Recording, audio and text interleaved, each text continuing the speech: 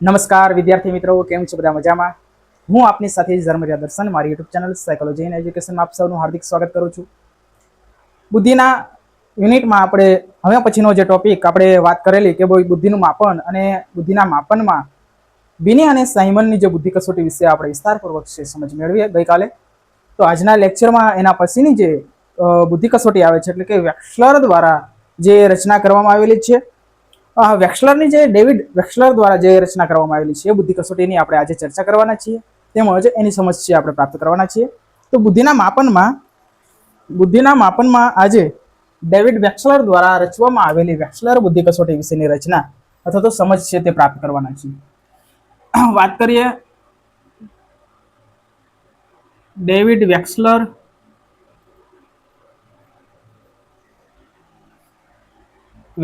બુદ્ધિ કસોટી.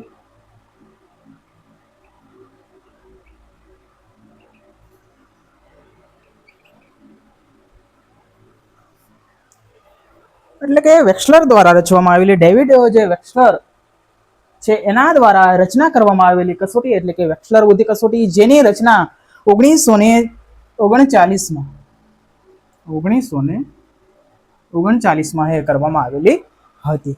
યાદ રાખજો મિત્રો, સાલવારી પણ છે, ઘણી બધી વાર પરીક્ષામાં પૂછાતી હોય, જોડકાના સંદર્ભમાં પણ પૂછાતું હોય છે. તો વેક્સલરની આ બુદ્ધિ કસોટી મુખ્યત્વે આમ જોવા જઈએ તો એનો આધાર છે એ અન્ય જે સિદ્ધાંતો છે એના સંદર્ભમાં, તેમજ જે બિને અને સાયમન દ્વારા રચના કરવામાં આવેલી જે કઈ બુદ્ધિ કસોટી છે, તેમજ ટર્મન દ્વારા જે અંગ્રેજી ભાષામાં રૂપાંતરણ કરીને વિવિધ પુનઃસંસ્કરણો કરવામાં આવેલા. અને એ પછીના સમયગાળામાં અમુક એવી બાબતો ખૂટતી હતી કે જે કેવું હોય તો કહી શકાય કે વ્યક્તિગત મર્યાદા અથવા તો વ્યક્તિગત મર્યાદા આવી જતી હતી. તેમજ વય જૂથ અથવા તો વય પ્રમાણે છે અથવા તો કેવું હોય તો કહી શકાય બિને અને સાયમન દ્વારા જે રચના કરવામાં આવેલી કસોટી એ અમુક પુખ્ત વ્યક્તિઓ સુધી જ છે મર્યાદિત હતી. પરંતુ વેક્સલરે મુખ્યત્વે એ બાબત ઉપર ભાર આપીને વિવિધ જે ઉપકસોટીઓ તેમજ એની ઉપતુલનાઓની રચના કરી અને એનું એક કહેવાય ને કે વિશિષ્ટ આંક પણ પ્રાપ્ત કરી શકાય.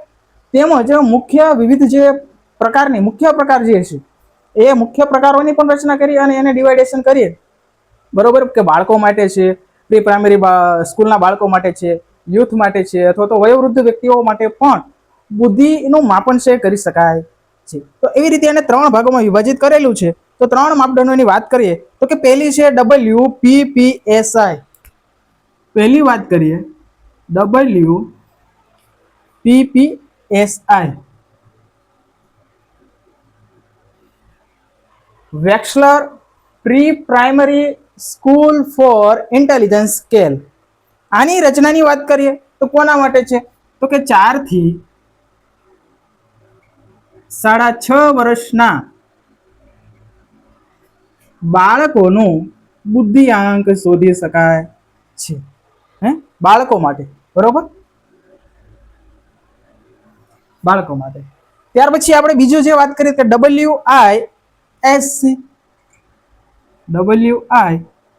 WISC, Wechsler intelligence scale for children. Wechsler intelligence scale for children એટલે કે બાળકો અને કિશોરો માટે. તો એમાં વાત કરીએ કેટલા વર્ષ? 6 થી 16 વર્ષ ના બાળકો અને કિશોરો.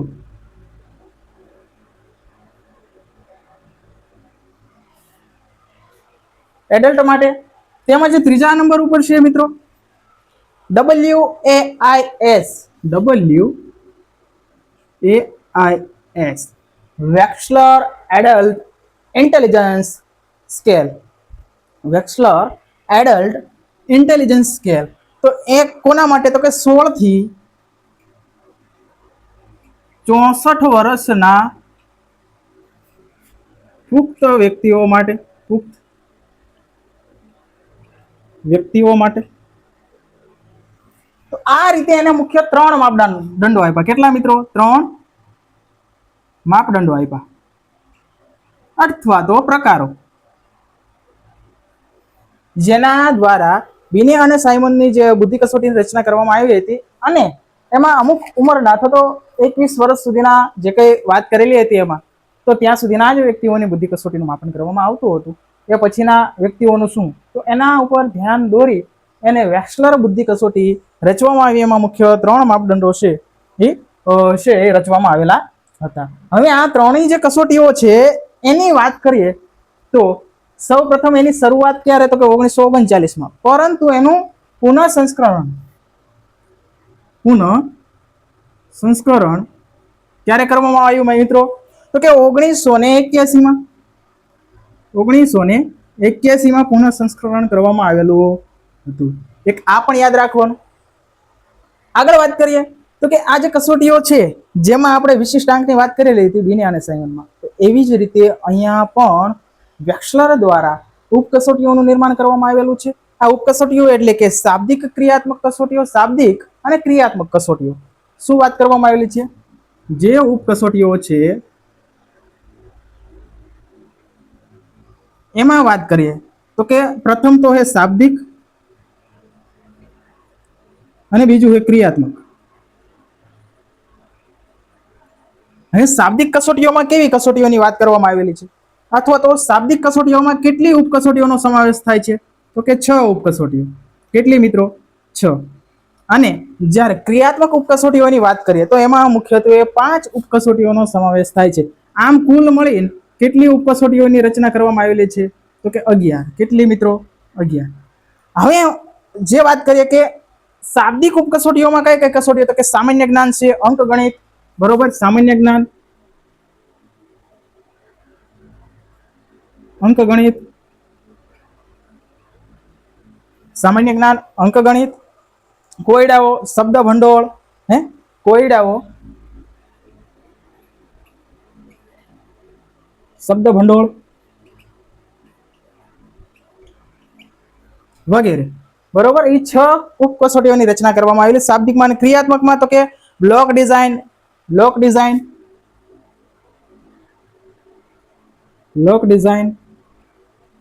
પછી ચિત્રોને ગોઠવવા,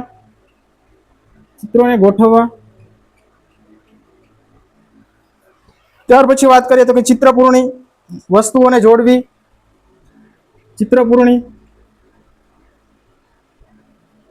જોડવી, વગેરે. તો એવી 5 ઉપકસોટીઓ છે એ વેક્સલર બુદ્ધિ કસોટીઓમાં એને નિર્માણ કરેલું હતું. ઉપકસોટીઓની જ્યારે વાત કરીએ તો એમાં 2 કઈ, તો કે શાબ્દિક અને ક્રિયાત્મક. આ પણ 1-1 માર્કનો પ્રશ્ન થઈ જાય. શાબ્દિકમાં કઈ કઈ, ક્રિયાત્મકમાં કઈ કઈ, શાબ્દિક કેટલી, ક્રિયાત્મક કેટલી. દરેક જે 1-1 બાબત છે એમાંથી 1-1 માર્કના અથવા તો MCQ ના પ્રશ્નો છે એ નીકળી શકે છે. તો દરેક કસોટીઓનું છે એ વિશિષ્ટ આંક આપણને પ્રાપ્ત થાય. કેવો આંક મિત્રો? વિશિષ્ટ આંક છે આપણને પ્રાપ્ત થાય છે. હવે મિત્રો આ વાત કરીએ દરેક કસોટીઓના પ્રકારો અને એની ઉપકસોટીઓ, અને દરેક કસોટીની વાત કરીએ એમ કે ભાઈ એના ફાયદા પણ હોય અને એની મર્યાદાઓ પણ હોય. તો ફાયદાઓની જ્યારે વાત કરવા જઈએ તો કે સંપૂર્ણ મૂલ્યાંકન અથવા તો વ્યક્તિગત મૂલ્યાંકન. ફાયદાઓ, તો પહેલી વાત કરીએ તો કે સંપૂર્ણ મૂલ્યાંકન, સંપૂર્ણ અથવા તો વ્યક્તિગત. અને આ કસોટી છે કેવી કસોટી છે? વ્યક્તિગત કસોટી. કેવા પ્રકારની કસોટી છે મિત્રો? યાદ રાખવાનું, વ્યક્તિગત કસોટી છે. બરોબર, વ્યક્તિગત કસોટી, આ યાદ રાખો. સંપૂર્ણ વ્યક્તિત્વનું મૂલ્યાંકન છે સરળતાથી કરી શકાય, તમામ પ્રકારના પાસાઓ વિશે જાણી શકાય, સાંસ્કૃતિક રીતે વધુ અનુકૂળ, સાંસ્કૃતિક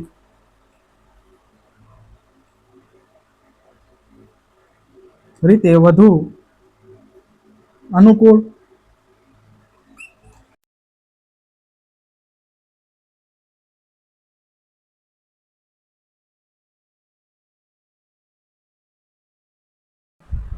તેમજ આપણે આગળની જે ફાયદા અથવા તો ઉપયોગિતાના સંદર્ભમાં વાત કરીએ તો કે ભાઈ સંસ્કૃતિ મુક્ત સંસ્કૃતિની સાથે અનુકૂલન, કે ભાઈ અલગ અલગ પ્રકારની જગ્યાએ રહેતી અથવા તો અલગ અલગ વિસ્તારમાં રહેતી અને ઉછરેલા કોઈ પણ વ્યક્તિ છે તો એના માટે પણ આ કસોટી અનુકૂળ સાબિત થઈ છે. તેમજ આ જે કસોટી છે એનું ગુજરાતી રૂપાંતરણ પણ કરવામાં આવેલું છે. કોના દ્વારા કરવામાં આવેલું છે મિત્રો? તો કે MC ભટ્ટ દ્વારા, MC ભટ્ટ દ્વારા. ક્યારે? તો કે 1939 72 1972 શું રૂપાંતરણની સાથે પ્રમાણીકરણ પણ કરવામાં આવેલું છે। હવે મિત્રો વાત કરીએ ફાયદાની, તો દરેક કસોટી હોય તો એને ફાયદા હોય તો મર્યાદા પણ હોય। મર્યાદાઓ,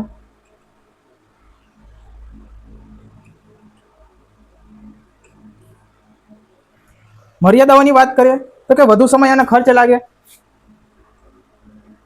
વધુ સમય અને ખર્ચ,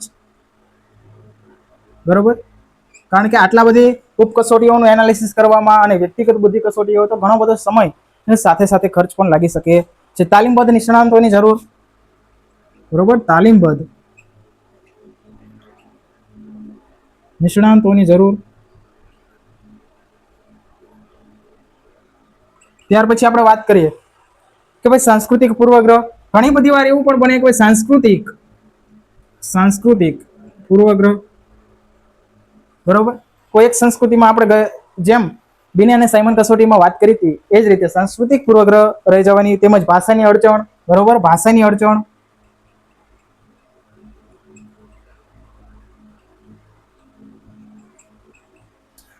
અડચણ, અને નાના બાળકો માટે મુશ્કેલ, બરોબર, નાના બાળકો માટે મુશ્કેલ।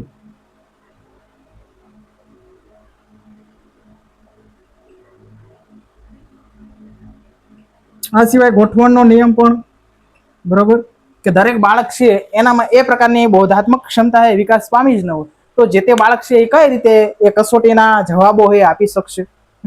ભાષાની વાત કરીએ કે કોઈ બાળક છે માત્ર કોઈ એક એની જે માતૃભાષા એ જ જાણે છે, બરોબર, કોઈ અન્ય લેંગ્વેજ જાણતો નથી, અથવા તો જે કસોટી જે લેંગ્વેજમાં રચાયેલી છે એ કસોટી એ જાણતો નથી, એના માટે પણ એક મર્યાદા એ બની જતી, એટલે કે કસોટીની એક આ મર્યાદા અહીંયા સાબિત થાય છે। ત્યાર પછી આપણે વાત કરીએ મિત્રો હવે પછીની જે કસોટી છે તે એટલે કે રેવન દ્વારા આપવામાં આવેલી જે કે બુદ્ધિ કસોટી છે એના વિશેની આપણે વાત કરવાના છીએ। તો હવે પછી બીજા નંબરની જે કસોટી એટલે કે રેવન દ્વારા આપવામાં આવેલી બુદ્ધિ કસોટી એની વાત કરીએ।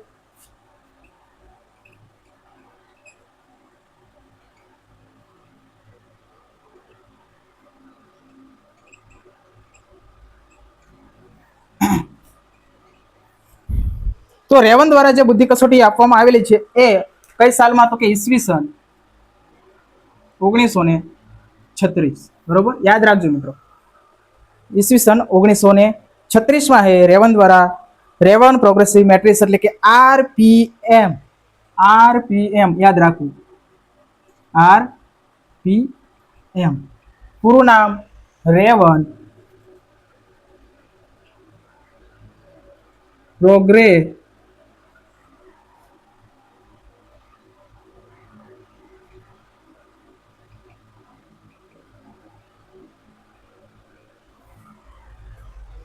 પ્રોગ્રેસિવ મેટ્રિક્સ, બરોબર, આરપીએમ એનું ફૂલ ફોર્મ નામ પણ પૂછાતું હોય કે આરપીએમ નું પૂરું નામ જણાવો, તો કે રેવન દ્વારા જે આપવામાં આવેલી, એટલે આ કસોટીના અમે ઉદ્ભવની જ્યારે વાત કરવામાં આવી ભાઈ આ કસોટી શું છે અથવા તો આ કસોટી શા માટે, અથવા તો આ એક અન્ય કસોટીઓ કરતા એ વિશિષ્ટ કસોટી શા માટે એનો પણ આપણે એક ઉલ્લેખ કરશું, પરંતુ અહીંયા એનો પ્રારંભ અથવા તો જે કહીએ કે ઉદ્ભવ શું છે, મુખ્ય આધાર શું છે, શા માટે આ પ્રકારની કસોટીનો ઉદ્ભવ કર્યો, આધાર શું છે મિત્રો, તો કે આધાર મુખ્યત્વે બ્રિટિશ અથવા તો બ્રિટન જે મનોવૈજ્ઞાનિક હતા ચાર્લ્સ સ્પિયરમેનને આપણને દ્વિઘટકનો સિદ્ધાંત આપેલો। કયો સિદ્ધાંત મિત્રો?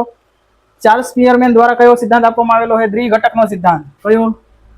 દ્વિઘટક, જેમાં આપણને વાત કરેલી છે જી અને એસ ઘટક, જી એટલે કે જનરલ ફેક્ટર અને એસ એટલે કે સ્પેશિયલ ફેક્ટર, જી અને એસ ઘટકની વાત કરેલી છે। તો અહીંયા આધાર મુખ્યત્વે એના સિદ્ધાંત અનુસાર જી ઘટકને ધ્યાનમાં લેવામાં આવેલું છે। કયા ઘટકને મિત્રો? જી ઘટક એટલે કે જનરલ ફેક્ટર છે તેને, અને એના અનુસાર અહીંયા મુખ્યત્વે વ્યક્તિ પોતાના અનુભવ પર્યાવરણમાં રહે છે, તે પોતાની સંસ્કૃતિમાંથી જે શીખે છે તે તમામ બાબતોને જોડીને વિશિષ્ટ પ્રકારની ક્ષમતા છે પોતાનામાં કેળવે છે, અને એના આધારે એનામાં એ પ્રકારના ગુણો વિકસ્યા છે કે કેમ એ જાણવા માટે આ કસોટીનું નિર્માણ કરવામાં આવેલું અને આ કસોટીનું નિર્માણ થયું એની પાછળનો મુખ્ય આધાર એ સિદ્ધાંતિક બાબત દ્રષ્ટિએ જોવા જઈએ તો કઈ બાબત? તો કે અમુક એવી ક્ષમતાઓ કે ગૂંચવણ ભરી પરિસ્થિતિઓ હોય અને પરિસ્થિતિઓને સમજવાની અને તેમાંથી અર્થ તારવવાની ક્ષમતા એટલે બુદ્ધિ. આવું રેવન જણાવે કે એવી ગૂંચવણ ભરી કે અડચણ ભરી એ પરિસ્થિતિ હોય એને સમજવાની અને એમાંથી એનો અર્થ તારવવાની જે કઈ ક્ષમતા છે તો તેને અહીં આપણે લખીએ કે ગૂંચવણ ભરી પરિસ્થિતિ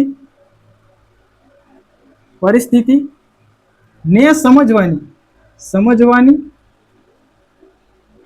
અને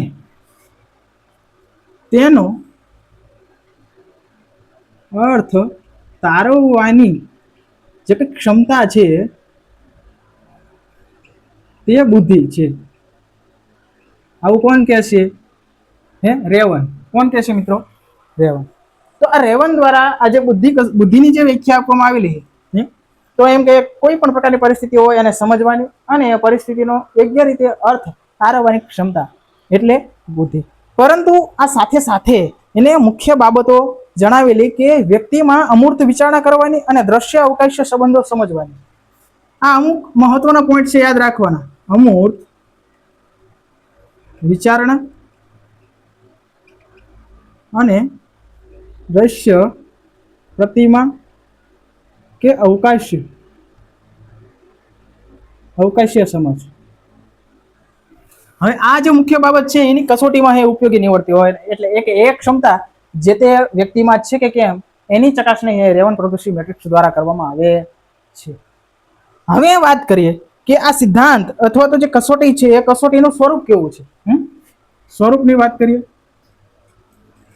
તો કે સ્વરૂપમાં મુખ્યત્વે મુદ્દાઓ છે તો કે ભૌમિતિક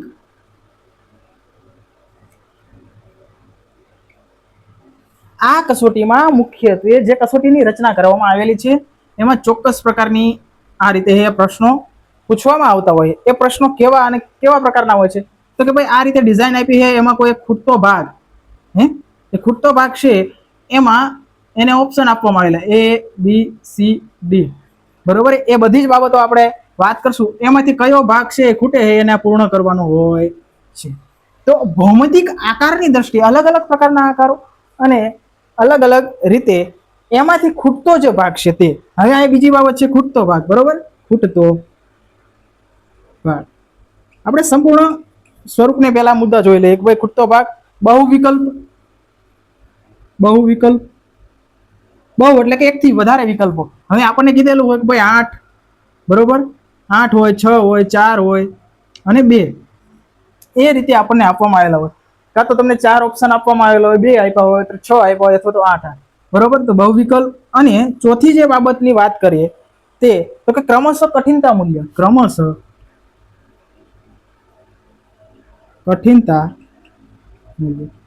એટલે જે પ્રથમ પ્રશ્ન હોય એ સરળ હોય અને અંતિમ જે માની લો કે 36મો પ્રશ્ન હોય તો એ કેવો હોય? જટિલ હોય અથવા તો અઘરો હોય, વધારે ઓપ્શન વાળો હોય, વધારે ગૂંચવણ ભરી ભૌમિતિક આકાર વાળો હોય.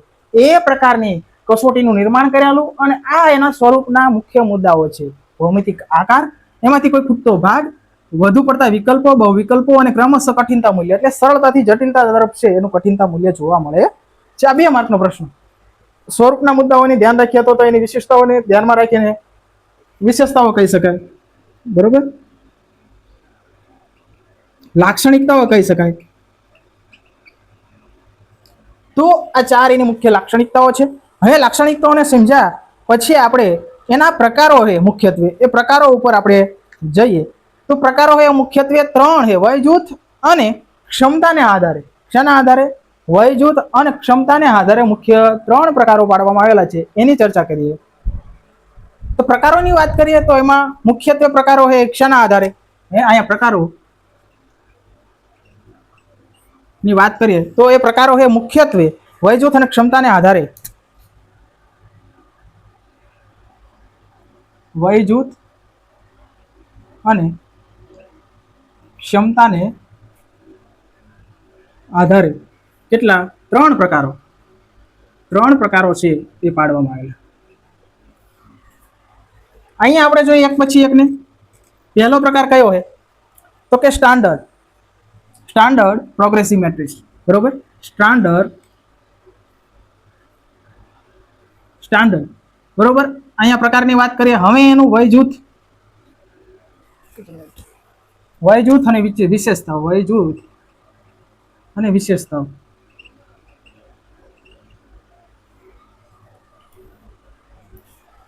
વય જૂથ અને વિશેષતાઓ.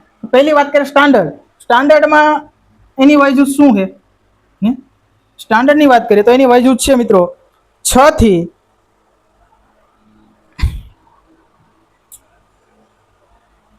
9 વર્ષ, બરોબર મિત્રો. 6 થી 9 વર્ષ અથવા તો પુખ્ત 6 થી પુખ્ત વયના વ્યક્તિઓ. 6 થી પુખ્ત વયના વ્યક્તિઓ સુધી. અને એની વિશેષતાઓ શું છે મિત્રો? તો કે એમાં મુખ્યત્વે વિશેષતાઓમાં વિધાનોની વાત કરીએ. વિધાનો તો કેટલા છે મિત્રો? 50 થી 60, બરોબર. અહીંયા આપણને પાઠ્યપુસ્તક આધારિત 36 વિધાનોની વાત કરેલી છે, પણ એ સંપૂર્ણ વિધાનોની વાત કરેલી કે કઈ રીતે હોય. તો એ ક્લડ જે બીજો ભાગ છે, બીજો પ્રકાર છે, ક્લડમાં આપવામાં આવેલા જે 36 વિધાનો છે એની વાત કરેલી છે. આ 50 થી 60 વિધાનો છે એમાં વિવિધ પ્રકારના જે કઈ હોય સેટ્સ હોય. શું હોય મિત્રો? સેટ હોય. તો અહીંયા 5 સેટ છે. કેટલા? 5. પાંચેય સેટમાં A, B, C, D અને E. અને આ પાંચેય સેટમાં અલગ અલગ પ્રકારના પ્રશ્નો હોય. દરેક સેટમાં કેટલા પ્રશ્નો હોય? 12 પ્રશ્નો હોય છે. આવી રીતે 50 થી 60 પ્રશ્નો હોય. શેમાં? તો કે સ્ટાન્ડર્ડ પ્રકારની રેવન પ્રોગ્રેસિવ જે મેટ્રિક્સ છે એમાં જોવા મળે છે. આ પહેલી વાત કરી. ત્યાર પછી આપણે નેક્સ્ટ બીજી વાત કરીએ. બીજા નંબરની જે એ ક્લડ પ્રોગ્રેસિવ મેટ્રિસીસ, બરોબર. એમાં 5 થી 11 વર્ષ, 5 થી 11 વર્ષ ના બાળકો, સાથે સાથે વૃદ્ધ અથવા તો વૃદ્ધો અને મનોદુર્બળ બાળકો માટે કઈ? તો કે ક્લડ, બરોબર. આ કસોટી વાત કરીએ તો કે એમાં મુખ્યત્વે જે પ્રશ્નો આપવામાં આવેલા હોય, પ્રશ્નો કેવા હોય? રંગીન હોય, જેથી કરી સામેવાળા બાળકને ગમે અને ગમત સાથે એ પોતા જે તે પ્રશ્નાવલી અથવા તો જે કે પ્રશ્નના જવાબ છે સરળતાથી આપી શકે છે. રંગીન હોય છે. તેમજ આમાં પણ મુખ્ય કેટલા સેટ હોય છે? અહીંયા 5 હતા. અહીંયા આપણને 3 સેટ આપવામાં આવેલા છે. તો A, પછી A, B અને B. આવી રીતે 3 સેટ છે આપવામાં આવેલા છે. દરેક સેટની વાત કરીએ તો દરેક સેટમાં અલગ અલગ જે કહે કુલની વાત કરીએ. કુલ કેટલા? તો કે વિધાનોની અહીં વાત કરીએ કુલ તો કે 36 વિધાનો અથવા તો પ્રશ્નો. કેટલા? 36. આમ જોવા જઈએ તો આમાં પણ 12, બરોબર. દરેક સેટમાં 12 પ્રશ્નો હોય છે. 12 × 2 = 36, બરોબર. 12 પ્રશ્નો હોય છે દરેક સેટમાં. ત્યાર પછી વાત કરીએ આ પ્રકારની જે કંઈક કસોટી છે, બુદ્ધિ કસોટી છે, એ ક્લડ કસોટી મુખ્યત્વે બાળકો અને વૃદ્ધો અને મનોદુર્બળ બાળકોમાં જ ઉપયોગમાં લેવામાં આવે છે. ત્યાર પછી ત્રીજા નંબરની વાત કરીએ. ત્રીજા નંબર ઉપર તો કે એડવાન્સ્ડ, બરોબર. એડવાન્સ્ડ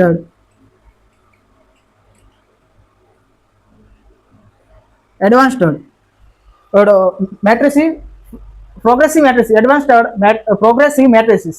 ત્રીજા નંબરનો પ્રકાર છે તે જોઈ લેવો. આમાં જોવા જઈએ તો કે પ્રતિભા સંપન્ન બાળકો, મિત્રો જે પ્રતિભા સંપન્ન અથવા તો ઉચ્ચ બુદ્ધિ ક્ષમતા ધરાવનાર બાળકો અને પુખ્ત વયના વ્યક્તિઓ માટે એડવાન્સ્ડ જે કસોટી છે ઉપયોગમાં લેવાતી હોય છે. આમાં પણ મુખ્યત્વે પ્રશ્નોની જ્યારે વાત કરવા જઈએ તો કે 2 સેટ હોય છે અને લગભગ દરેક સેટની અલગ અલગ ખાસિયત છે. ખાસિયતની સાથે સાથે અહીંયા વાત કરીએ 48 કુલ પ્રશ્નોની વાત કરીએ. કેટલા પ્રશ્નો? કુલ પ્રશ્નો અથવા તો વિધાનો 48 હોય બરોબર, અને બે કેટલા મિત્રો, બે હે એના સેટ હોય, કેટલા, બે સેટ, એમાં પહેલા સેટ હોય છે અને બીજો સેટ, બે સેટ હોય છે, બંને સેટ અલગ અલગ હોય છે, અને પહેલા સેટમાં 12 પ્રશ્નો હોય છે અને બીજા સેટમાં 36 પ્રશ્નો હોય છે અથવા તો વિધાનો હોય છે. ખાસ કરીને આ વિશેષતાના સંદર્ભમાં આ કસોટી એડવાન્સ સ્ટેટ કસોટી પ્રતિભા સંબંધો ખરી જ, પણ જ્યારે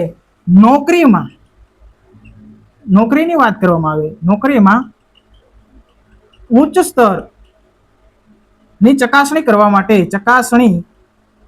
કરવા માટે આ ત્રીજા નંબરની જે પ્રકાર છે અથવા તો એડવાન્સ સ્ટેટ નામની પ્રોગ્રેસિવ મેટ્રિસિસ કસોટી છે એનો ઉપયોગ કરવામાં આવે છે. તો મિત્રો યાદ રાખજો, પ્રકારોની વાત કરીએ કે સ્ટાન્ડર્ડ, ક્લટ અને એડવાન્સ સ્ટેટ. વય જૂથ 6 થી પુખ્ત વયના, 5 થી 11 વર્ષ અને પ્રતિભા સંપન્ન બાળકો માટે ઉપયોગી છે.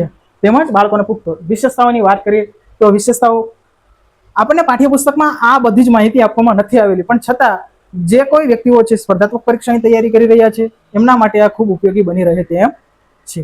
ત્યાર પછી હવે મિત્રો વાત કરીએ કે ભાઈ આરપીએમ છે, રેવનની બુદ્ધિ કસોટી છે, તો એ કસોટીની મુખ્યત્વે લાક્ષણિકતાઓ, ફાયદાઓ અથવા તો મર્યાદાઓ વિશેની વાત કરીએ તો હવે પછી ચાલો, તો સૌથી અગત્યનું અને મહત્વનું જો જોવા જઈએ તો કે રેવનની બુદ્ધિ કસોટી છે એના ફાયદાઓની વાત કરીએ.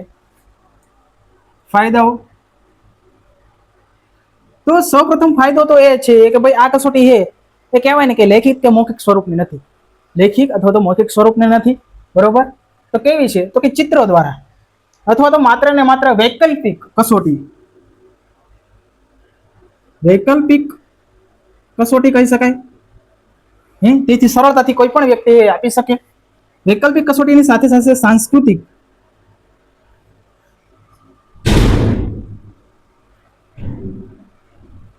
મુક્તિ સાથે જોડાયેલી બાબત છે એટલે સંસ્કૃતિ મુક્ત છે.